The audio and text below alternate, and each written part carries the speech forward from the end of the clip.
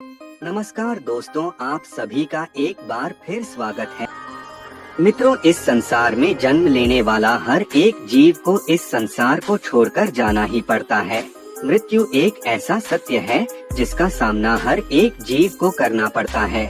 मृत्यु से कोई भी जीत नहीं सकता, लेकिन कोई मनुष्य जीवन में जन्म लेकर अच्छे कर्म करता है तो निश्चित ही उसे मोक्ष की प्राप्ति हो जाती है।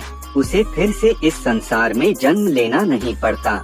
जो मनुष्य इस संसार के मोह माया में पड़ जाता है वह बार बार मृत्यु लोक पर जन्म लेता रहता है। जो भी जीवात्मा मनुष्य रूप में जन्म लेती है उसके ऊपर 16 संस्कार किए जाते हैं, जिनमें से उसका अंतिम संस्कार मृत्यु के बाद किया जाता है, जिसका महत्व सबसे ज्यादा है। मनुष्य की मृत्यु के बाद उसके परिजन उसका अंतिम संस्कार करते हैं। जिस व्यक्ति का अंतिम संस्कार शास्त्रों में बताए गए नियम अनुसार नहीं होता तो उसे कभी मुक्ति की प्राप्ति नहीं हो पाती। उसकी आत्मा प्रेत पिशाच बनकर इसी संसार में भटकती रहती है। हमारे 18 महापुराणों में से एक गरुड़ पुराण में मनुष्य के सारे कर्मकांडों के बारे में विस्तार पूर्वक बताया गया है। अगर आप भी किसी व्यक्ति की मृत्यु के बाद उसके अंतिम संस्कार में जाते हैं तो आपको गरुड़ पुराण में बताए गए विधि विधान को जरूर अपनाना चाहिए। गरुड़ पुराण में भगवान विष्णु ने गरुड़ जी को मरने वाले व्यक्ति के लिए किए जाने वाले सभी कार्यों को विस्तार से बताया है। गरुड़ पुराण के अनुसार मनुष्य का शरीर 5 तत्वों से मिलकर बना होता है, इसीलिए मृत्यु के बाद उसे पंचतत्व में विलीन करना चाहिए, तभी उस मनुष्य की आत्मा को मुक्ति की प्राप्ति होती है। शास्त्रों के मुताबिक मरने वाले व्यक्ति के शव को 4 लोग कंधा देते हैं, जो 4 दिशाओं का संचालन करते हैं। जानकारी के लिए बता दे, शव को कंधा देना पुण्य का काम माना जाता है, लेकिन कई लोगों के मन में शव यात्रा को लेकर भय उत्पन्न होने लगता है, जिस कारण से वह शव यात्रा को देखकर डर जाते हैं या फिर उससे घृणा करने लगते हैं। वहीं कुछ लोग शव यात्रा को देखना अशुभ मानते हैं। किसी शुभ कार्य में जाते समय शव यात्रा दिखाई दे तो उनके मन में उस काम के बिगड़ने का चिंता उत्पन्न होने लगता है। वह लोग ऐसा अज्ञानता के कारण करते हैं। उन्हें शास्त्रों में बताए गए शव यात्रा से जुड़ी महत्वपूर्ण बातें पता नहीं होती है। इसलिए आज हम आपको इस वीडियो के माध्यम से बताने वाले हैं शव यात्रा से जुड़ी कुछ महत्वपूर्ण बातें, जिसका उल्लेख हमें हमारे धार्मिक ग्रंथ गरुड़ पुराण में देखने को मिलता है। शव यात्रा दिखाई देने पर क्या करना चाहिए? अगर घर के पास किसी की मृत्यु हो जाती है तो आपको क्या करना चाहिए? किसी की शव यात्रा में शामिल होते समय कौन सी सावधानियां बरतनी चाहिए? तो आइए मित्रों, अब जान लेते हैं गरुड़ पुराण के मुताबिक शव यात्रा दिखाई देने पर मनुष्य को आखिर क्या करना चाहिए और शव यात्रा में शामिल होते समय कौन सी बातें ध्यान में रखनी चाहिए। अधिकतर लोग शव यात्रा देखने के बाद अचानक से डर जाते हैं। अगर किसी काम के लिए जा रहे होते हैं तो उस काम को भी उस समय छोड़ देते हैं और घर आकर स्नान करने लग जाते हैं। उन्हें लगता है कि यह एक अशुभ संकेत है। उन्हें लगता है कि शव यात्रा दिखाई देने पर उनका काम बिगड़ सकता है, उन्हें उस काम में सफलता नहीं मिल सकती, इसीलिए वह घर पर आकर स्नान करने लगते हैं। लेकिन ऐसा सोचना बिल्कुल गलत है। हमारे धर्म शास्त्रों में शव यात्रा का दिखाई देना बिल्कुल भी अशुभ संकेत नहीं माना गया है, बल्कि इसे एक प्रकार का शुभ संकेत कहा गया है। शव यात्रा को देखकर हमें एक महत्वपूर्ण सीख मिलती है कि चाहे मनुष्य कैसा भी क्यों न हो, वह धनवान हो या गरीब, इससे कोई फर्क नहीं पड़ता, क्योंकि हर एक व्यक्ति का अंतिम सफर श्मशान घाट में ही होता है। शव यात्रा सभी मनुष्यों की अंतिम यात्रा मानी जाती है। इसे मोक्ष का मार्ग भी कहा गया है। इसी मार्ग से गुजरकर मनुष्य परमात्मा के पास चला जाता है। फिर एक बार यह सोच कर देखिए कि भगवान की ओर ले जाने वाला यह यात्रा भला अशुभ कैसे हो सकती है। शास्त्रों के अनुसार शव यात्रा के दर्शन होना अशुभ नहीं होता, बल्कि यह एक शुभ संकेत माना जाता है। शव यात्रा के दर्शन हो जाने पर मनुष्य को उस मृतक की आत्मा को नमस्कार करना चाहिए, क्योंकि वह भगवान के पास जाने के लिए निकल चुका है। इसीलिए जब भी आपको रास्ते में शव यात्रा दिखाई दे तो बिल्कुल भी ना घबराएं और इसे अशुभ समझकर उसके तरफ पीठ भी ना करें।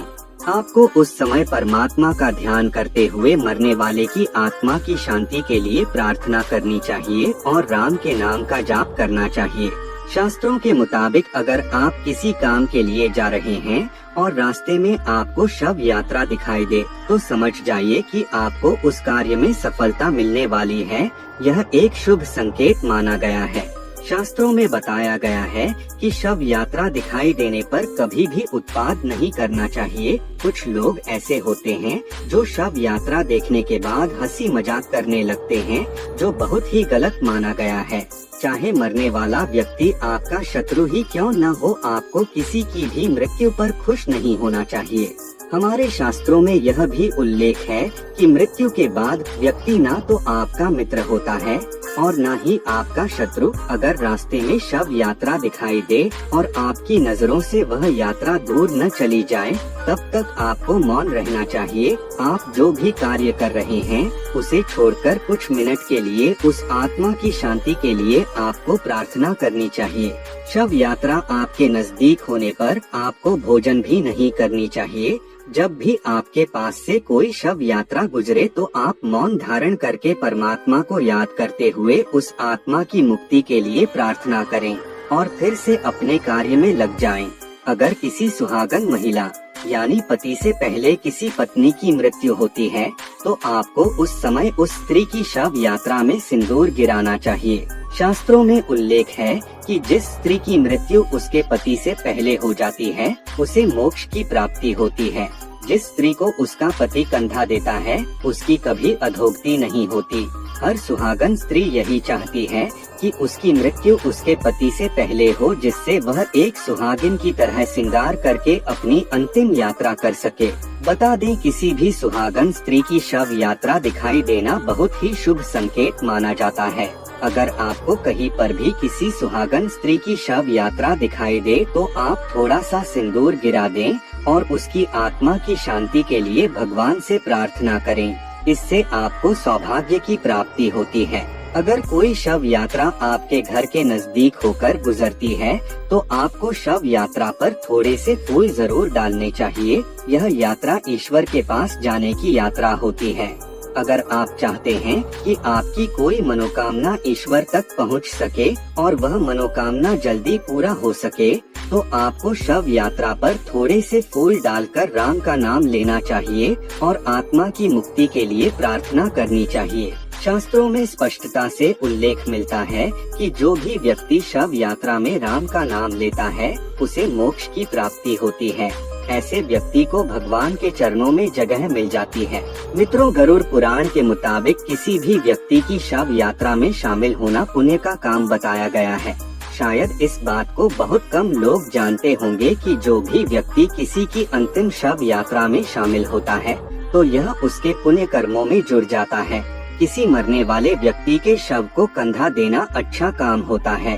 एक शव को उसकी आखिरी मंजिल तक पहुंचाना पुण्य का काम बताया गया है। लेकिन शव यात्रा में शामिल होते समय और किसी मृत व्यक्ति के शव को कंधा देते समय शास्त्रों में बताए गए कुछ नियमों का पालन करना भी बहुत जरूरी माना गया है, अन्यथा व्यक्ति को इसके अशुभ परिणाम मिल सकते हैं।